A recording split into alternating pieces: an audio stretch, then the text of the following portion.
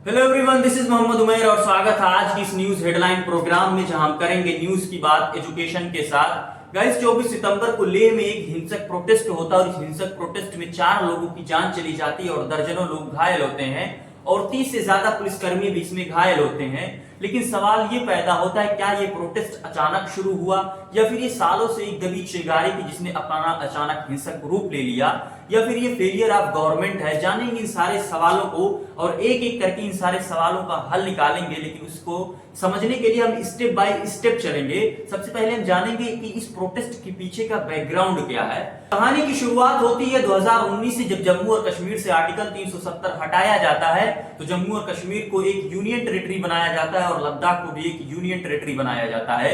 लेकिन इन दोनों union territory में एक बहुत बड़ा डिफरेंस ये था कि जम्मू और कश्मीर की जो यूनियन टेरिटरी थी इसमें विधानसभा थी, लेकिन जो लद्दाख वाली यूनियन टेरिटरी थी इसमें विधानसभा नहीं थी। तो जब वहां के लोकल लोगों ने इस चीज को रियलाइज किया कि भाई जो जम्मू और कश्मीर का इलाका है उन लोगों को जो अपना एक रिप्रेजेंटेशन है, क्योंकि उन लोगों के पास विधानसभा है, हम लोगों के पास, हमारे लोगों के पास जो लोकल रिप्रेजेंटेशन पहले था, अब यूनियन टेरिटरी के बाद यार वो तो कोई रिप्रेजेंटेशन ही नहीं है क्योंकि हमारे पास तो विधानसभा ही नहीं है और लद्दाख में सिर्फ एक ही लोकसभा की सीटें हैं। तो ऐसे में उन लोगों का जो लोकल रिप्रेजेंटेशन था वो राज्यसभा और लोकसभा में खत्म हो गया। तो जब इन लोगों ने इस चीज को रियलाइज किया तब इन लोगों ने प्रोटेस्ट स्टार्ट किया।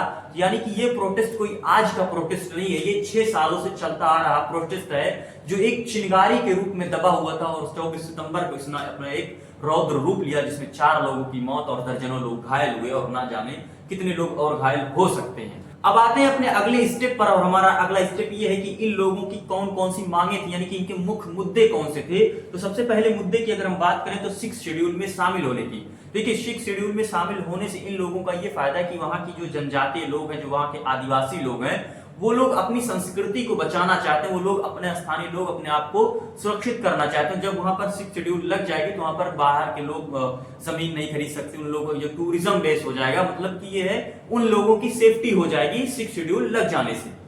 और दूसरी इन लोगों की जो मांग थी वो लोकसभा और राज्यसभा में प्रतिनिधित्व बढ़ाने की मांग। अभी मैंने आपको बताया कि जब यूनियन टेरिटरी बनी लद्दाख, तो लद्दाख में कोई विधानसभा नहीं थी। इसके पहले जब यूनियन टेरिटरी नहीं था तो इन लोगों के लोकल रिप्रेजेंटेशन एटलीस्ट विधानसभा में तो था, लेकिन जब से ये यूनियन टेरिटरी बनी विधानसभा तो है नहीं। तो ऐसे में वहां पर जब एक ही लोकसभा की सीट है तो रिप्रेजेंटेशन तो कम ही हो गया। तो ये लोग कह रहे हैं कि हमारा रिप्रेजेंटेशन भी बढ़ाया जाए लोकसभा और राज्यसभा में। और इनका तीसरा जो मुद्दा है वो है पर्यावरण को लेकर के। पर्यावरण, वहां का जो इकोसिस्टम है वो एक फ्रेजाइल इकोसिस्टम है जिसकी वजह से वहां पर बड़े बड़े प्रोजेक्ट करना वहां के इकोसिस्टम के लिए बहुत ही मतलब दुर्भावनापूर्ण चीज है और बहुत ही खतरे की चीज है। तो इसलिए आप देख रहे होंगे कि सोनम वांगचुक इसके बहुत बड़े लीडर, मतलब उस चीज को लीड कर रहे हैं कि आप हमारे पर्यावरण संरक्षण के लिए कुछ कीजिए, यहाँ पर बड़े बड़े जो प्रोजेक्ट्स हो रहे हैं उन पर कुछ दबाव डालिए, उनको रोकिए।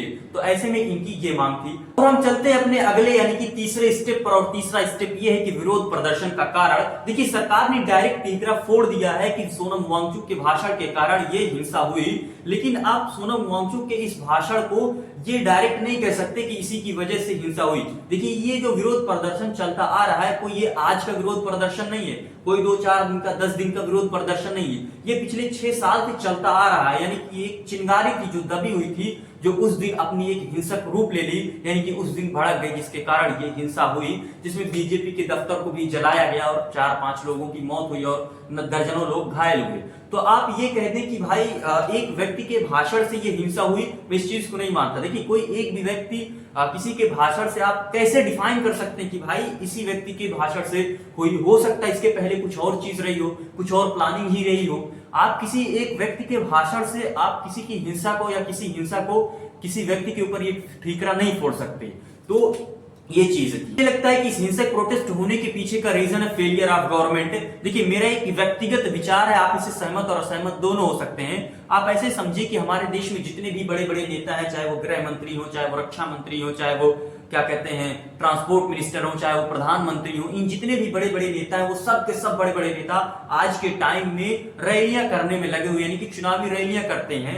देखिए इन नेता की एक जिम्मेदारी होती है, ये एक सेंट्रल में पूरे देश को संभालते हैं। इनको ये चाहिए कि सेंटर और स्टेट के बीच जो रिलेशन उसको मजबूत करें, लेकिन आप सेंटर और स्टेट के रिलेशन को मजबूत नहीं करते। सिर्फ इनके साथ आप बैठ के बैठकें करते हैं और संवाद करते हैं, बस खत्म, उसका कुछ आउटपुट नहीं निकलता। तो आप जब रैलियों में बिजी होंगे तो इस तरह के हालात आएंगे। आप मणिपुर देख लीजिए, फिर ये आपके यहाँ लद्दाख तो दिख ही रहा है। तो ये चीजें आपके यहाँ होगी क्योंकि आप चुनावी रैलियों में बैठे हैं, आप सरकार, वहां की जो गवर्नमेंट है, आप उनसे अपने रिलेशन नहीं बना रहे हैं। तो मुझे ये लगता है कि भाई फेलियर ऑफ गवर्नमेंट है और कुछ नहीं है। और दूसरी बात कि ऐसा नहीं कि इसके उपाय नहीं है, आप इनसे मिलिए भाई, क्योंकि उनकी ये अस्तित्व की लड़ाई है और वो अपने अस्तित्व से समझौता नहीं करेंगे। मैं नहीं करता 100% वो लोग सही होंगे, वो लोग गलत नहीं कर रहे होंगे, वो लोग भी गलत कर रहे होंगे, वो लोग भी हिंसा कर रहे होंगे, वो लोग भी कुछ ना कुछ ऐसी चीजें होंगी जो सरकार के खिलाफ होंगी।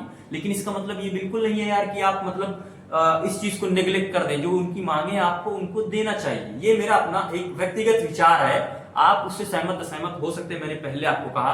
तो आई होप आपको ये वीडियो पसंद आया होगा। मिलते हैं नेक्स्ट वीडियो में, तब तक के लिए जय हिंद।